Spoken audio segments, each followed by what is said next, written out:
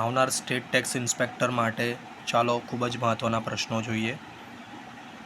નીચેના બંધારણ સુધારામાંથી કયો સુધારો વર્ણવે છે કે કેન્દ્રીય મંત્રીમંડળમાં કુલ મંત્રીઓની સંખ્યા વડાપ્રધાનને સામેલ કરતા લોકસભાના સભ્યોની કુલ સંખ્યાના 15%થી વધારે નહીં હોય? એ 90મો, બી 91મો, સી 92મો કે ડી 93મો? તો આન્સર આવશે બી 91મો. નેક્સ્ટ ક્વેશ્ચન છે, જો પંચાયત ભંગ કરવામાં આવે તો કેટલા સમયગાળાની અંદર ચૂંટણી થશે?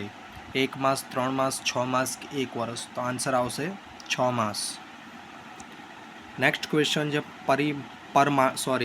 પરમાણ્વિક ઉર્જા વિભાગ નીચેનામાંથી કોના વહીવટ નીચે છે?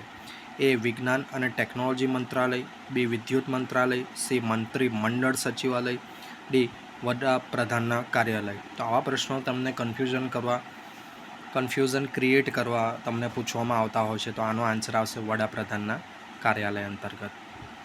નેક્સ્ટ ક્વેશ્ચન તરફ આગળ વધીએ છીએ. લોક અદાલતના સંદર્ભમાં નીચેના કથનો પર વિચાર કરો. કથન 1, એક લોક અદાલત દ્વારા કરાયેલ નિર્ણય સિવિલ ન્યાયાલયનો આદેશ માની લેવામાં આવે છે અને તેની વિરુદ્ધ કોઈ ન્યાયાલયમાં અપીલ કરી શકાતી નથી. કથન 2, વિવાહ સંબંધિત કૌટુંબિક વિવાદ લોક અદાલતમાં સામેલ કરવામાં આવતા નથી. આ રોંગ છે.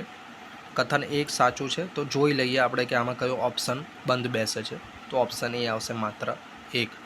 મિત્રો, આવા વિડીયો બનાવવામાં, તમારા માટે પ્રશ્નો બનાવવામાં, લખવામાં બહુ મહેનત લાગે છે. તો વિડીયોને લાઇક, શેર અને સબસ્ક્રાઈબ કરવાનું ન ભૂલતા.